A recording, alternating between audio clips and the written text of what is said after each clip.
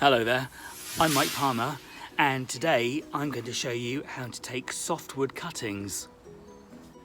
Softwood cuttings are the quickest to root out of the different types of cuttings. Softwood cuttings, semi-hardwood cuttings and hardwood cuttings. So softwood root within about 4 to 5 weeks in the right conditions. The best time to take cuttings is in the early morning when the plants are turgid, that is full of water. Softwood cuttings should ideally be about the length of your thumb. When taking a softwood cutting, cut just above a pair of leaves. That way you don't have an unsightly snag sticking out of the top of the plant, which will die back and could possibly affect the health of the plant. So now you've taken the tip of this phlox plant off the cutting, you just need to cut beneath a leaf node, because here is where all the hormones are that will promote the root growth from this particular cutting. And then pinch off the side leaves.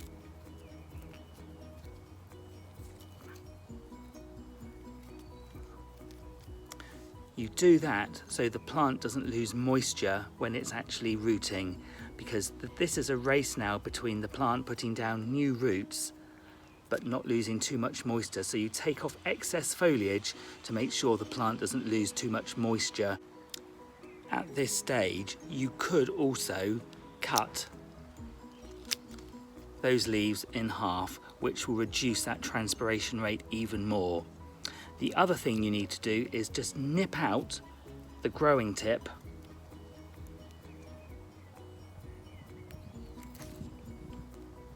so that becomes your cutting. So you have this V shape, the tip has been taken out, the side leaves have been removed, and you have cut just below a leaf node.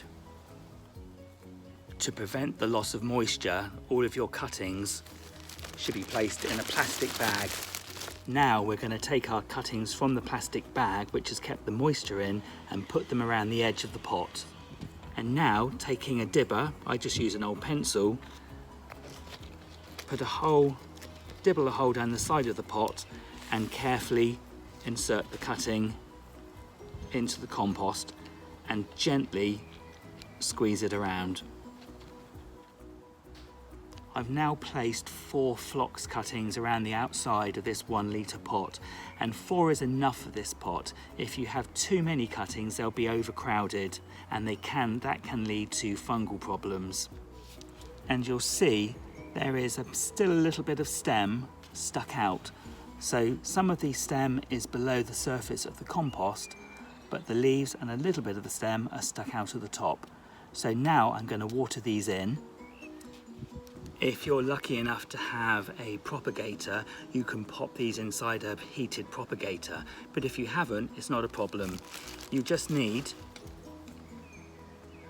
2 dowling sticks placed around the pot and a plastic bag. This is a freezer bag, and just carefully pop that over the top and around the cuttings gently.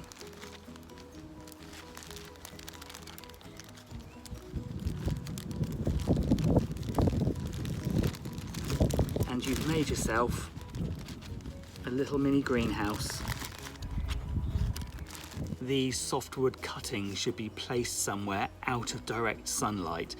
A windowsill is great, but don't put it on a south-facing window where they're going to get too much sun and get too hot. Somewhere like a bright west-facing window or an east-facing window is better. Just light, but not direct sunlight and not too hot. In about 5 to 6 weeks, you'll see new growth coming out of the top of the plant. And then you will also start to see roots appearing in the bottom of the pot. Once you start to see roots appearing, you're ready for the next stage of potting these little plants on.